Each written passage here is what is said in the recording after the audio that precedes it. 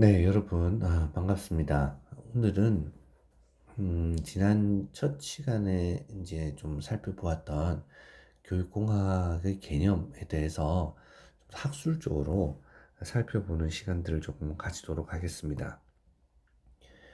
그렇게 하고 난 뒤에, 지난 시간에 설명했던 것처럼 그 교육공학에 등장하는 각종 교수법들 좀 확인을 하고요. 그 이후에 이제 우리 인공지능 또는 빅데이터 등과 우리 교육공학이 어떻게 접목될 수 있는지를 좀 더 확인하는 시간들을 가지도록 해보겠습니다. 보통 이제 우리가 교육공학이다라고 얘기를 하면 어떤 느낌들을 가지나요? 이제 선생님들께서는 이 교육공학이 무엇인가 하는 첫 번째 그 시간의 질문에 대해서 각종 이야기들을 많이 올려주셨던데요. 일반적으로 이제 교육공학이다 하면 이 공학이란 단어 때문에 이 엔지니어 파트를 많이 생각을 하죠. 그래서 공대에서 이야기하는 공학이다 이렇게 이제 의미들을 많이 생각을 합니다. 그래서 이게 이제 좀 딱딱하다거나 공대의 느낌이 난다거나 어렵다거나 뭐 이런 생각들을 좀 가지게 되죠. 또 뭐 기계라든지 컴퓨터라든지 뭐 이런 생각들을 가지게 됩니다. 그런데 첫 시간에 얘기했던 것처럼 우리 교육공학이 에듀케이셔널 테크놀로지이기 때문에 공학에서 이야기하는 이 느낌과는 공대의 공학에서 이야기하는 느낌과는 좀 다소 다를 것이다 이제 라고 우리가 생각을 할 수 있죠. 그렇다면 이제 교육공학회가 있겠죠. 학술 단체가 있을 겁니다. 그런 교육공학회에서는 교육공학을 뭐라고 정의하는지 한번 살펴볼 필요가 있겠습니다. 이제 미국에서 교육공학회가 먼저 이렇게 생기기 시작을 했고요. 그래서 미국 교육공학회의 정의를 많이 우리가 인용하고 따라가고 있습니다. 미국 교육공학회에 1970년 정의가 가장 먼저 등장을 합니다. 미국 교육공학회의 1970년 정의를 보면 미국 교육공학회에서는 교수공학이라는 말을 이제 먼저 씁니다. 이때는 교육공학이라고 쓰지 않고 교수공학이라고 쓰는데요. 이건 이제 instructional technology 이렇게 쓰죠. 그리고 이 instruction이라는 단어를 어떤 사람들은 이제 교수로 번역을 하기도 하고요. 또 어떤 사람들은 이걸 수업이라 번역을 하기도 합니다. 또 어떤 사람들은 이걸 이제 뭐 학습이다 이렇게 번역을 하기도 합니다. 그 각각이 어떤 차이가 있느냐, 의미가 있느냐 하는 것은 이번 시간에는 좀 다루지 않고요.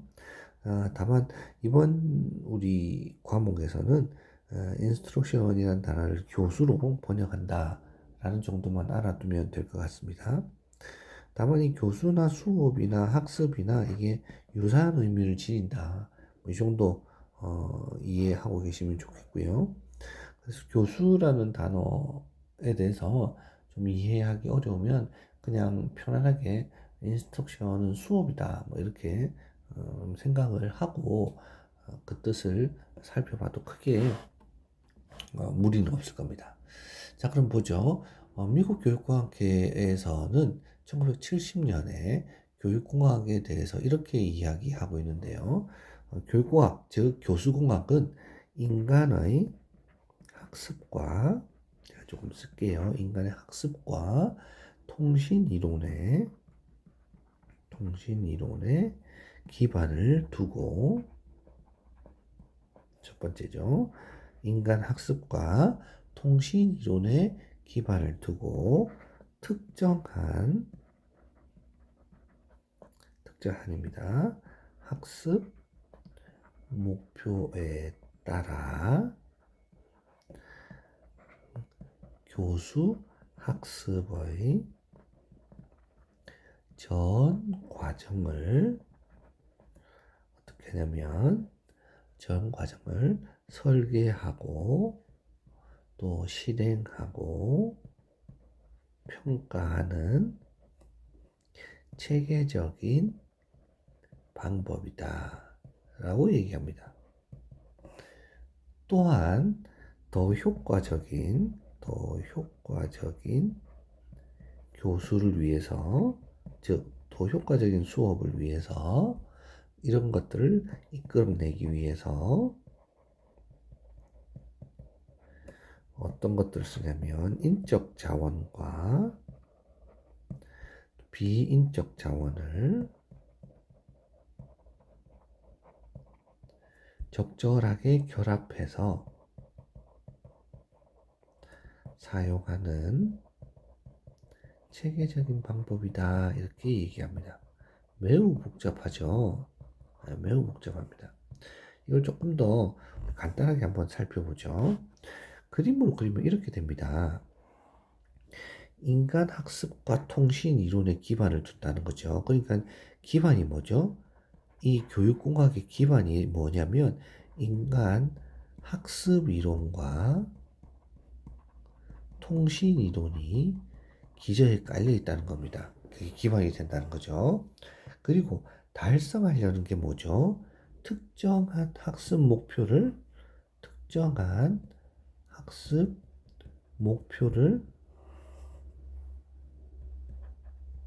달성하려는 겁니다. 특정한 학습 목표를 달성하려고 하는데 이 특정한 학습 목표를 달성하기 위해서 무엇에 관심을 두냐면 교수 학습 과정에 관심을 두고 이 교수 학습 과정을 어떻게 설계하고 또 실행하고 또 평가할 거냐 하는 것들을 어떻게 한다고요? 체계적으로 만든다는 거죠. 체계적으로 만드는 방법이다. 또한 여기에다가 수업이 더 잘 일어날 수 있도록 어떤 것들을 가공해서 쓴다고요?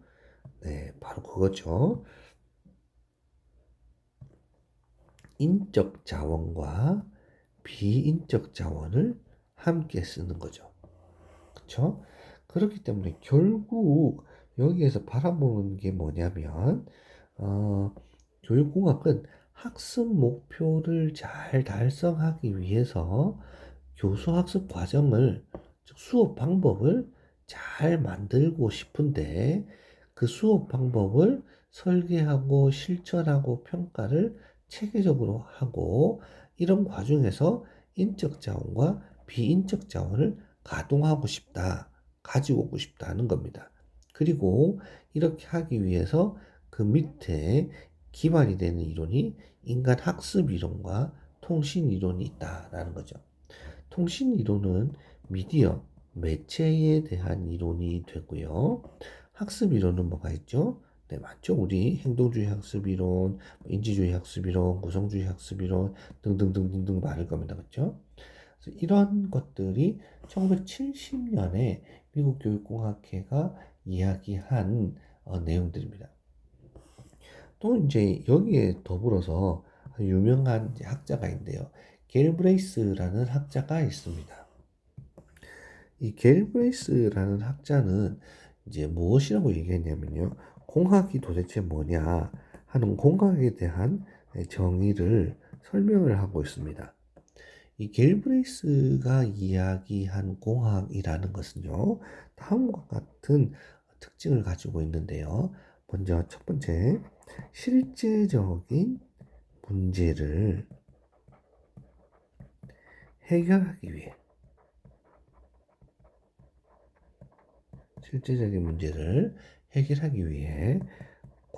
여기 좀 지우고 두 번째 줄에 써야 되겠네요.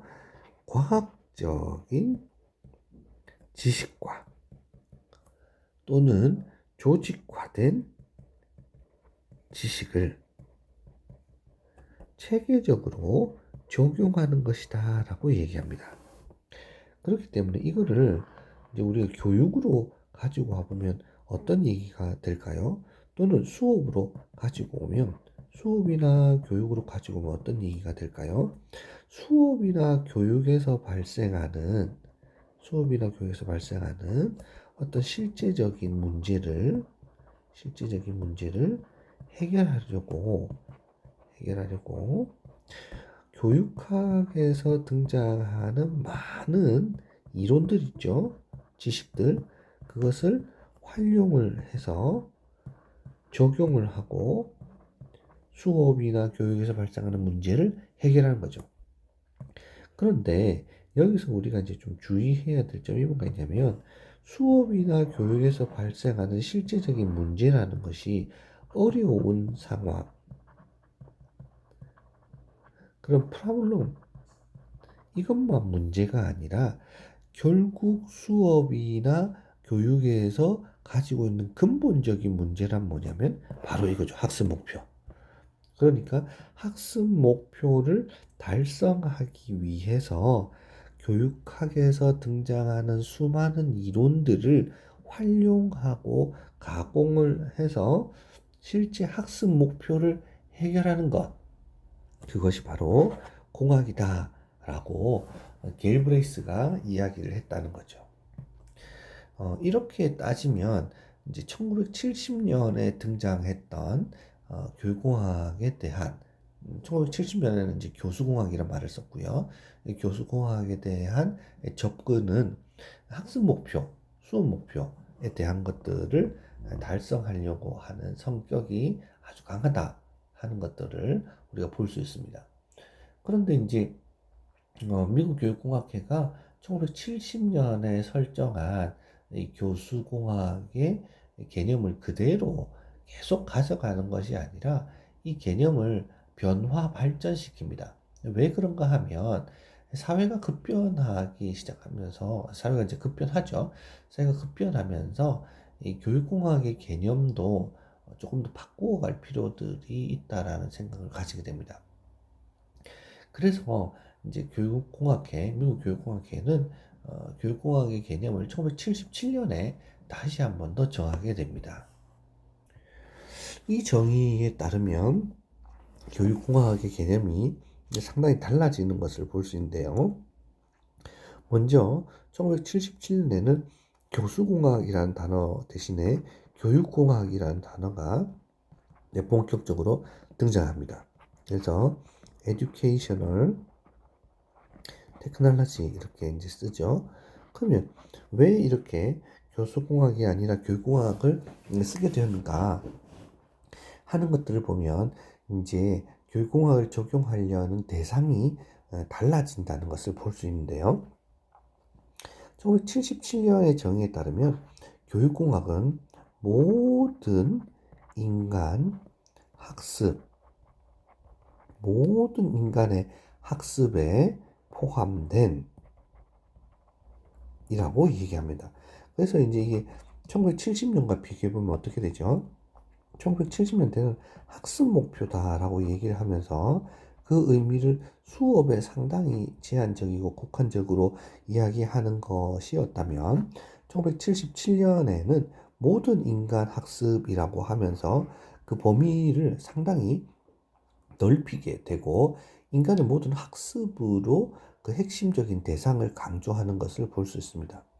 그래서 모든 인간 학습에 포함된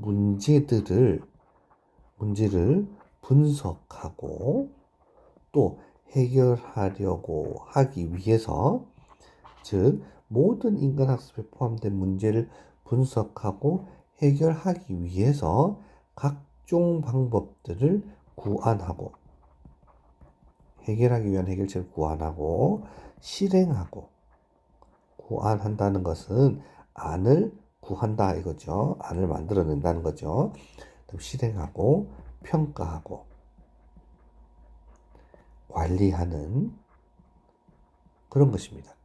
이렇게 하기 위해서 어떻게 하냐면 필요한 사람, 필요한 절차, 필요한 아이디어, 그리고 필요한 기자재, 그리고 필요한 조직, 이런 것들을 포함해서 동원해서 아주 복합적이고 그리고 통합적인 과정을 통해서 실천하는 것이다 라고 얘기하죠. 그래서 결국 보면 교육공학이란 모든 인간 학습에 포함된 문제를 분석하고 해결하기 위한 해결책을 구안하고 실행하고 평가하고 관리하기 위해서 사람이나 절차, 아이디어, 기자재, 조직을 포함하는 복합적이고 통합적인 과정이다라고 이야기합니다. 그럼 이 과정에서 우리가 무엇을 알 수 있냐면 아까 방금 말씀드린 것처럼 그 대상을 학습 목표에서 즉 수업에 대한 목표에서 모든 인간 학습으로 확장을 했다는 겁니다. 여기서도 여러분 꼭 주의해 보실 게 있는데요. 무엇을 주의해 보실 필요가 있냐면 바로 이겁니다. 여전히 관심이 어디에 있냐면 학습에 있다는 것을 우리가 알 수 있습니다. 그렇죠? 이렇게 하기 위해서 여기 이제 뭐죠? 모든 인간 학습을 하기 위해서 문제를 분석하고 해결책을 마련하기 위한 각종 자원들을 동원하는 것이죠. 이렇게 우리가 이제 1977년도에 정의들이 이렇게 되어 있습니다.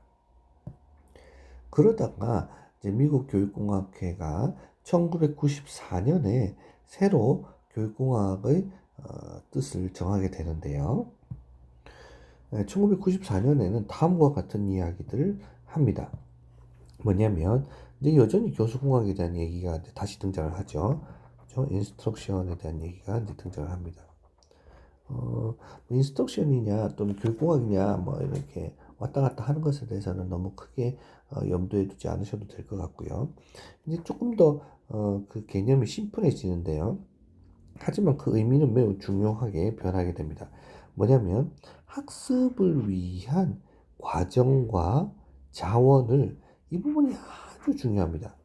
설계하고 개발하고 활용하고 관리하고 평가하는 이론과 실제다라고 얘기하는데요. 이 부분이 이제 뭐냐면 교육공학의 하위 영역이다라고 생각하면 됩니다. 하위 영역이 드디어 구체화되고 또 결정되는 것이죠. 하위 영역이 이제 뭐라고 우리가 얘기할 수 있나요?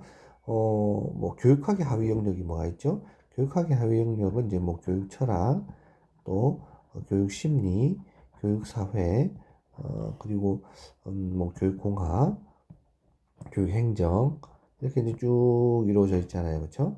이런 것들이 합쳐져서 교육학을 이루고 있는 것처럼 교육공학의 하위 영역이 교육공학은 설계, 개발, 활용, 관리, 평가로 되어 있다라는 것을 우리가 알 수 있죠. 그래서 이 부분은 학부학생 같으면 반드시 외우라고 얘기를 합니다.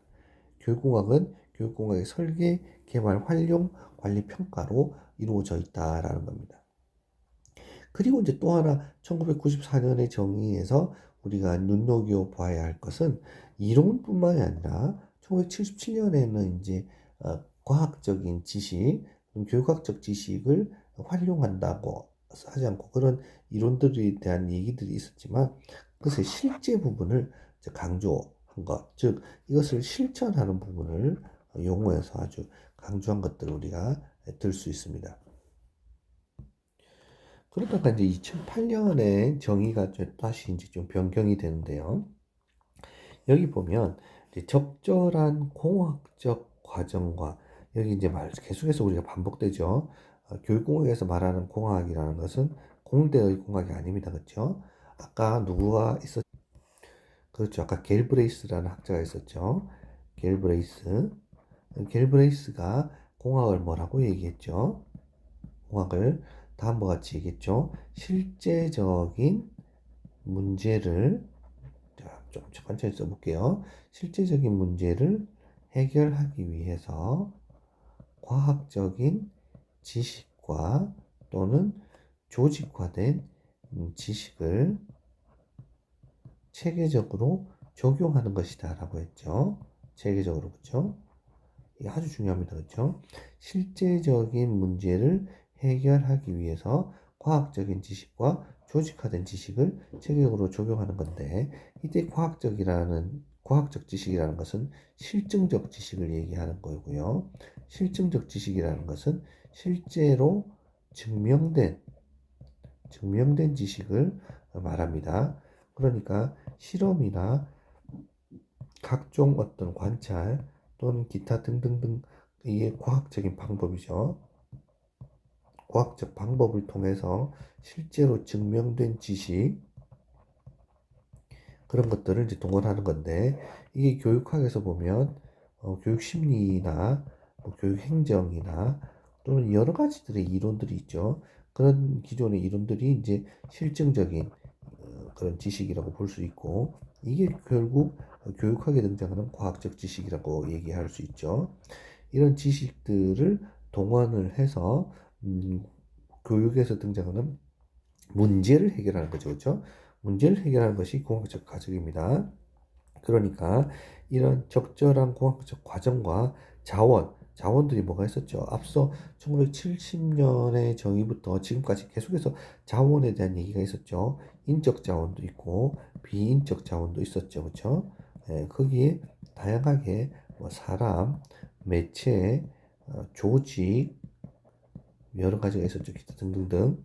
이런 것들을 창출하고 적절한 공학적 과정과 자원을 창출하고 즉 만들어내고 활용하고 관리를 해서 결국 어떻게 할 거냐면 학습을 촉진하는 것뿐만 아니라 인간의 수행을 향상시키는 것으로까지 대상을 확장합니다. 이렇게 수행을 향상시키기 위한 것으로까지 우리가 대상을 확장하면서 어떻게 변하게 되냐면 교육공학이 단순히 수업에만, 즉 학교에만, 즉 교육 현장에만 적용되는 것이 아니라 이제 기업이나 회사에도 적용이 될 수 있는 기틀을 마련하기 시작합니다.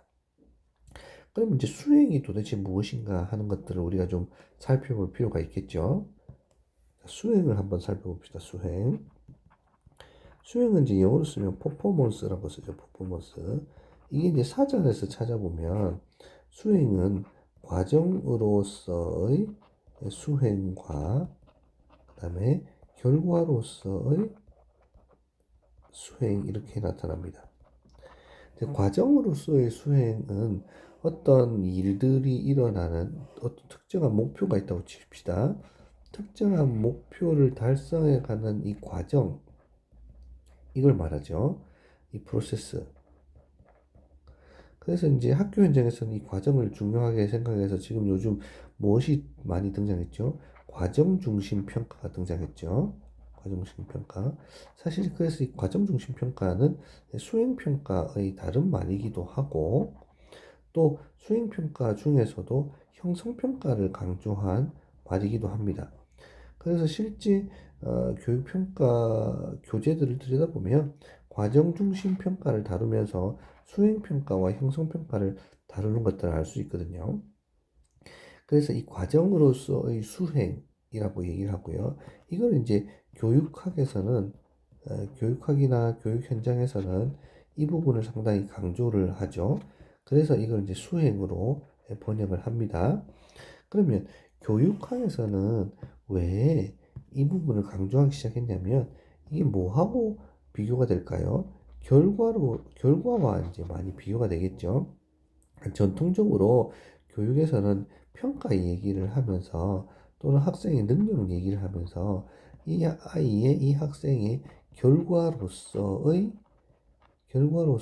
능력치가 과연 우수하냐 그렇지 않느냐만 봤다는 거죠. 그래서 이 대표적인 게 뭐죠? 학업 성취도 같은 것들이 이렇게 살펴보기도 하고, 또 총괄 평가 같은 것들을 살펴보기도 하고, 그런 것들 주로 어떤 형태로 치렀죠? 지필 평가 형태로 치렀잖아요, 그죠? 그래서 이런 것들을 좀 지양하고 없애는 게 아니고 지양하고 학생의 변화 과정과 변화 정도를 나타내는 그 히스토리를 좀 더 알고 싶고 그것을 강조하기 위해서 수행이라는 단어에서 과정을 아주 중요시하기 시작하면서 이 퍼포먼스라는 단어를 수행으로 이제 번역을 했었습니다. 그런데 이 퍼포먼스라는 단어는 과정으로서의 수행만을 의미하는 것이 아니라 결과로서의 수행도 의미합니다. 다시 말하면 이 여기 요 과정만을 말하지 않고 이 결과로서의 목표 달성 여부도 상당하게 중요시 여긴다는 것이죠. 그래서 이렇게 여기는 것은 경영학에서 상당히 중요하게 여기고 이 부분을 뭐라고 표현하냐면 관리, 정확하게 얘기하면 성과라고 얘기합니다. 성과는 뭐죠? 결과로서 거두어 들인 거잖아요. 그죠? 거두어 들인 것. 이런 성과라고 표현을 하는데요. 그래서 경영학에서는 퍼포먼스를 뭐라고 얘기하냐면 성과 이렇게 표현하고 퍼포먼스 매니지먼트 퍼포먼스 매니지먼트를 뭐라고 표현하냐면 성과 관리다 이렇게 표현합니다. 즉 결과 관리다 이렇게 표현을 하죠. 어, 그러면 경영학에서 말하는 이 퍼포먼스의 성과라는 것은 결국 뭘까요? 실적이 나는 겁니다. 그렇죠? 실적이 나는 것, 수익이 나는 것, 그런 것들을 의미하게 되겠죠. 결국 수행이라는 것이 교육학적 관점으로 바라보는 것과 경영학적 관점으로 바라볼 때 어떻게 우리가 이해할 수 있냐면 교육학적 관점으로 바라본다면 어떠한 교육의 목표죠. 교육의 목표, 즉 교육의 결과죠. 그것이 오케이, 좋고요. 그 과정도 오케이, 좋다는 것을 의미합니다. 경영학에서도 역시 마찬가지인데요. 경영학에서 바라보는 최종 목표, 즉 수익을 창출하는 그런 것들도 오케이. 그리고 그 과정도 역시 오케이 하는 것들을 얘기할 수 있겠죠. 자, 이렇게 되면서 퍼포먼스라는 개념, 즉 수행이라는 개념이 이제 들어오게 되면서 학습뿐만 아니라 학습뿐만 아니라 어떤 성과를 거두기 위한 각종 방법들에 대해서 관심을 가지게 됩니다. 그러면서 이제 어디로까지 확장이 되냐면 수행 교육공학 또는 교수공학에서 심지어 수행공학으로까지 번지게 되고요.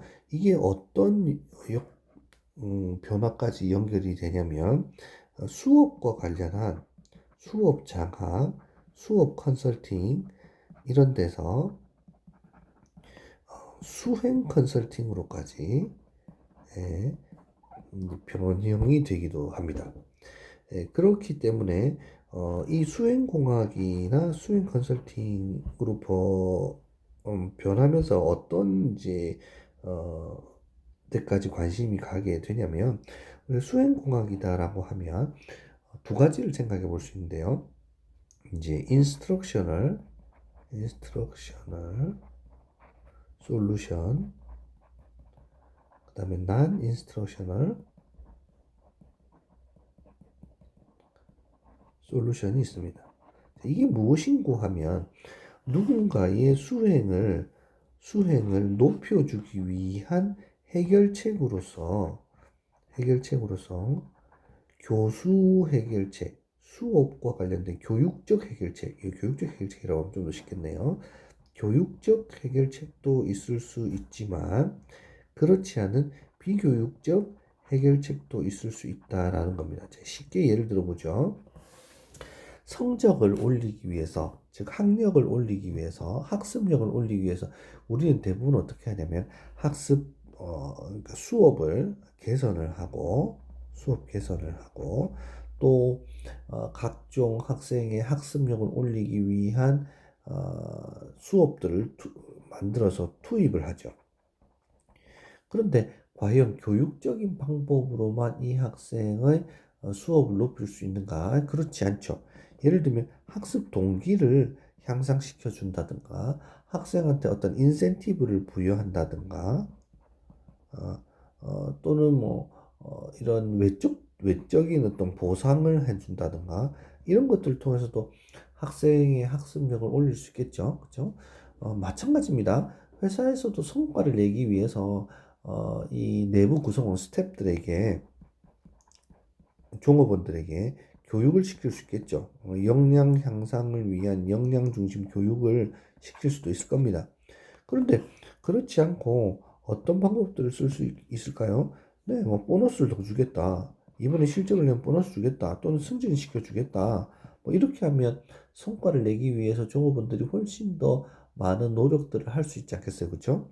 그렇기 때문에 수행으로 우리가 대상을 변화시켜서 바라보게 된다면, 다시 말하면 여기에서 학습뿐만이 아니라 수행을 향상시키는 것까지 교육공학이 관심을 가지게 되면서 이제 인스트럭셔널 솔루션, 즉 교육적인 방법뿐만이 아니라 non 인스트럭셔널 솔루션, 비교육적인 방법, 비교육적이라고 얘기하면 조금 이제 어폐가 있는 것 같고요.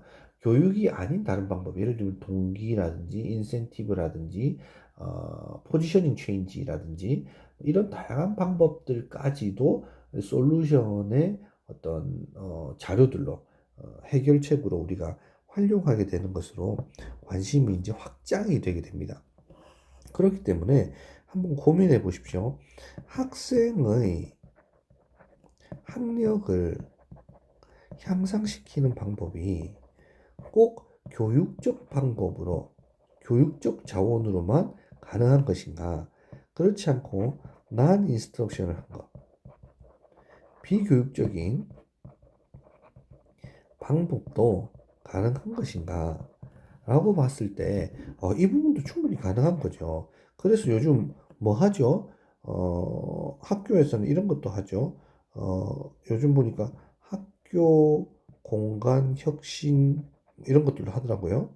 그죠? 학교 공간 혁신 사업 같은 거 하죠. 이게 이제 교실이나 학교를 조금 더, 그 환경을 개선시켜 주는 거죠. 이런 것들도 non instructional solution에 해당하는 건데요. 이런 부분들이, 교육공학의 관심 영역에 등장을 하는 것이죠. 네, 그래서, 교육공학이다라고 하면 반드시 수업과 관련된 각종 자료들만 이제 해결하는 것이 아니라 학생의 어떤 과정과 학습과 관련된 과정과 결과 모두를 성장시키기 위해서 우리가 어떤 방법들, 즉 인스트럭션에 대한 부분과 즉 수업에 대한 부분과 난 인스트럭션에 대한 부분, 비수업적인 부분들을 함께 관심을 가지면서 궁극적으로 뭐를 하려고 하는 거죠? 수업이나 좀 더 다시 말하면 학습에서 발생하는 문제를 해결해 주고 싶은 거예요. 이게 핵심입니다. 수업이나 학습에서 발생하는 문제를 해결해 주고 싶은데 이 해결해 주고 싶은 것이 학습의 해결책뿐만이 아니라 비학습적 해결책으로서도 가능하다는 거죠.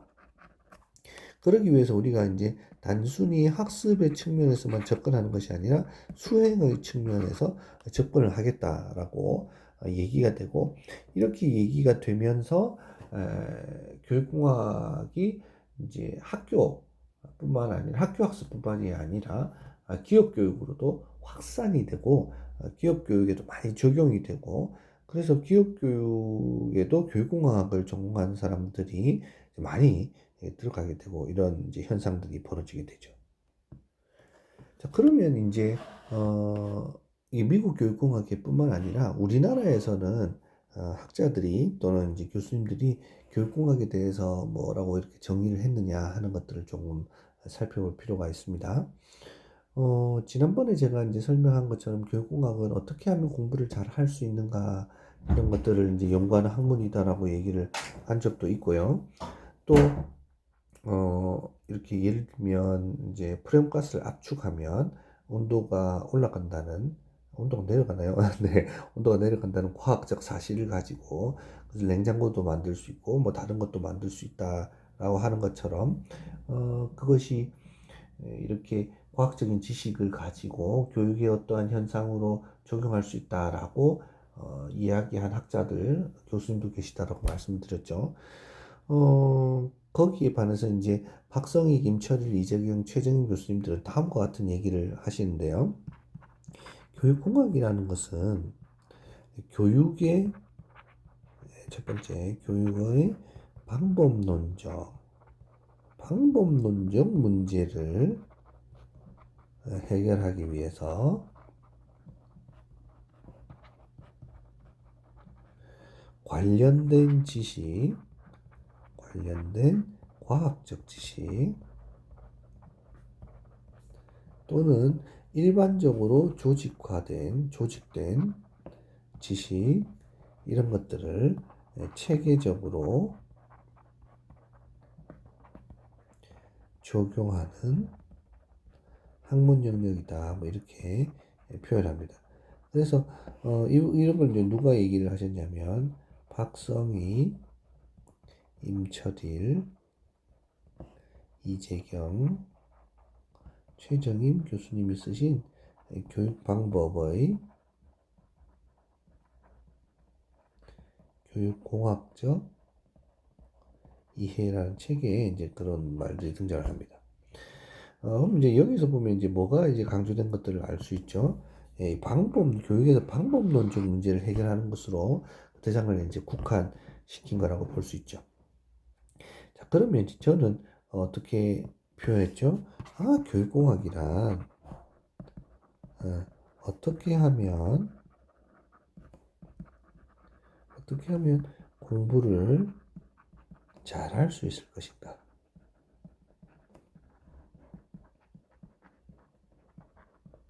를 연구하는 학문이다.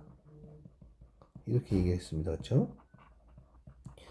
자, 그러면 이제 정리를 해보면 교육공학에 대해서 여러분들이 여러 가지 이야기들이 이제 등장을 하는데요. 이제 미국 교육공학회에 대한 얘기들로부터 또 국내 학자들 그리고 제 얘기까지 이렇게 들으셨는데 결국 이제 이 얘기들을 우리가 종합해 보면 수업이나 또는 교육과 관련된 어떤 장면에서 발생하는 여러 가지 문제들이 있죠. 이 여러 가지 문제들은 실제 정말 갈등이 있는 프로블럼일 수도 있고 또는 도달하고 싶은 학습 목표일 수도 있습니다. 그렇죠? 이것들을 해결하려고 각종 해결책들을 마련하게 되는데 이 각종 해결책을 학습의 관점에서도 접근할 수 있고 수행의 관점에서도 접근할 수 있다라는 거죠. 그래서 수행의 관점은 다시 학습도 포함하고 비학습적 요소도 포함하는 것이다. 그리고 이것은 과정과 결과의 관점도 다 포함하는 것이다라고 얘기할 수 있죠. 그리고 이렇게 만들어진 해결책을 설계하고 또 이런 해결책을 개발하고 그 다음에 활용하고 그 다음에 관리하고 평가하는 것이다라고 볼 수 있죠. 그러면서 이제 해결책을 적용해서 풀어내기 위한 이론과 실천의 학문이다라고 볼 수 있습니다. 그렇기 때문에 요런 특징들을 좀 잘 여러분들이 머릿속에 이렇게 좀 정리를 해두어야 교육공학에 대한 이야기들을 좀 쉽게 접근할 수 있을 겁니다. 특히 이 교육 철학이나 교육 과정이나 교육 사회 심리와 같은 학문과 달리 이 교육공학은 상당히 실천적인 학문이기도 하고요. 또 해결책을 찾는 과정이기도 하기 때문에 매우 복잡하고 내용이 매우 방대할 수 있습니다. 그리고 상당히 융통적이고 플렉시블하죠.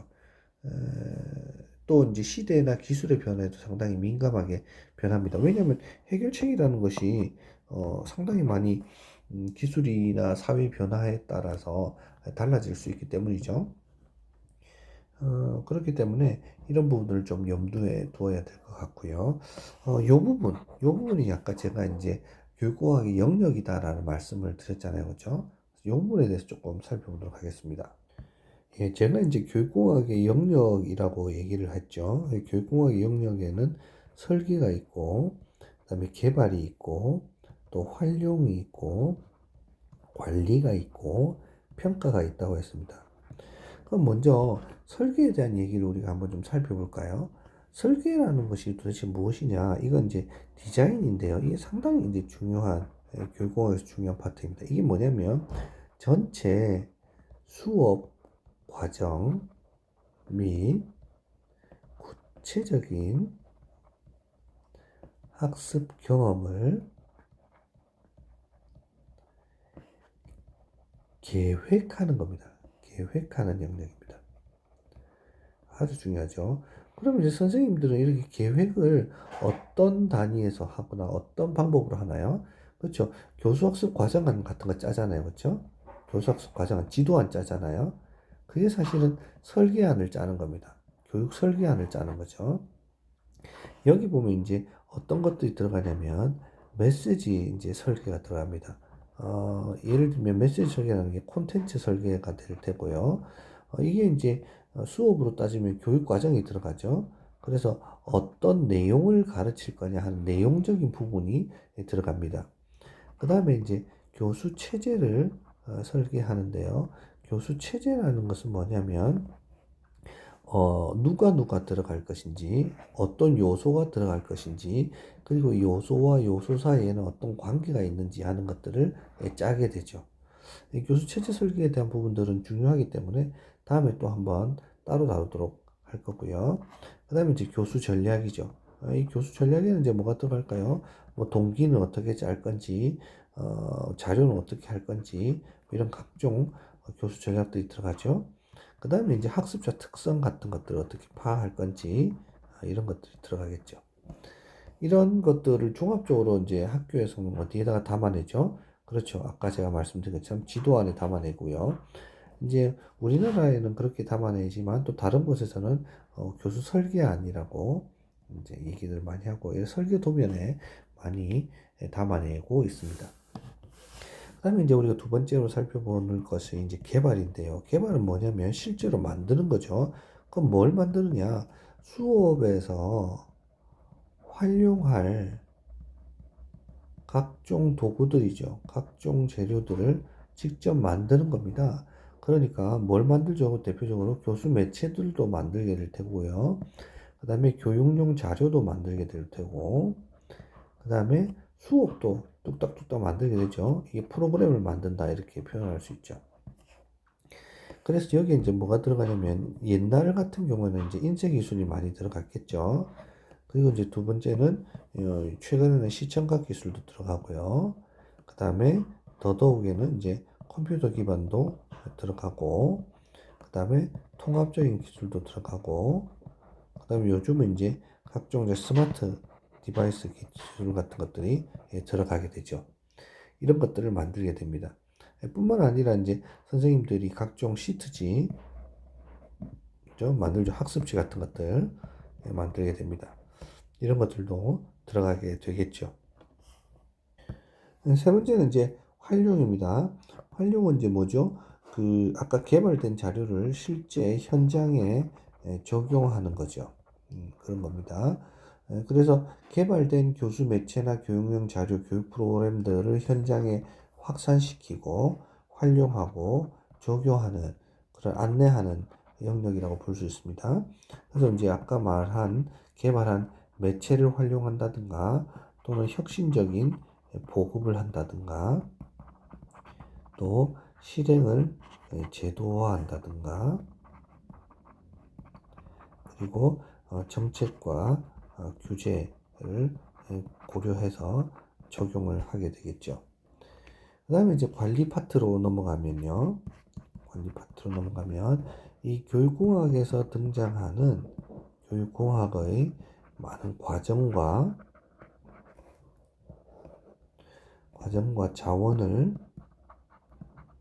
운영하고 감독하고 조정하는 역할이라고 볼 수 있습니다. 그래서 여기에 이제 어떤 관리들이 등장을 하냐면 자원 관리가 등장을 하고요. 그 다음에 전달 체제도 관리를 하고, 그 다음에 정보도 관리를 하고, 그 다음에 프로젝트도 관리한다. 뭐 이렇게 표현할 수 있습니다. 마지막으로 이제 평가가 등장을 하는데요. 평가는 뭐 여러분들 잘 아실 테니까요. 특별히 평가에 대해서는 이제 우리가 설명할 필요가 없을 것 같고, 여기에는 이제 형성평가, 그리고 총괄평가, 또 뭐 진단평가도 들어가겠죠. 그 다음에 뭐 준거지향평가라든지, 규준지향평가라든지, 그 다음에 이제 뭐 문제분석이라든지, 이런 것들이 들어갈 수 있다. 라고 생각하면 좋겠습니다. 그 다음에 이제 이런 것들이 어디에서 우리가 교육공학을 많이 이제 얘기하냐 했을 때는 이런 것들이 적용이 되는 교육 또는 기업의 적용 파트가 어디냐라고 봤을 때 매체에 대한 연구가 이제 가장 많이 일어나겠죠. 매체에 대한 연구가 있고요. 그 다음에 교수학습 방법에 대한 거, 그 다음에 뭐 여러 가지 특히 이제 특수교육에서도 교육공학적 접근들이 이제 일어나기도 합니다. 그 다음에 이제 교수학습 방법이나 전략에 대한 부분들 많이 우리가 얘기하고 있고요.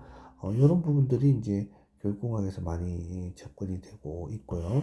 특히 이제 요즘에는 이제 역량에 대한 얘기들, 그래서 역량 교육에 대한 얘기들도 많이 접근이 되고 있고, 그 다음에 이제 수행에 대한 부분들도 많이 접근이 되고 있죠. 그 다음에 이제 사이버 대학이나 뭐 이런 부분들, 특히 이제 4차 산업혁명에 대한 부분들도 교육공학에서 많이 이제 회자되고 있는 부분들이고요. 이게 이제 4차 산업혁명이 사실은 디지털 트랜스포메이션이거든요. 그래서 이런 부분들도 많이 교육공학에서 다루고 있는 영역이다라고 이해하시면 좋겠습니다. 다음 시간에는 이제 교육공학의 역사적인 발전 과정이라든지 또는 교육공학의 어떤 학습 이론, 커뮤니케이션 이론이나 체제 이론, 수행공학 이론들 좀 살펴보도록 하겠습니다. 교육공학의 기저가 되는 교육공학을 이루는 이론적 기초에 대해서도 좀 살펴보아야 여러분들이 조금 더 교육공학을 이해하는데 조금 도움이 될 수 있기 때문에 그런 내용들을 조금 살펴보면서 여러분들에게 안내를 하도록 하겠습니다. 오늘 수업은 여기까지 마치도록 하겠습니다. 수고하셨습니다.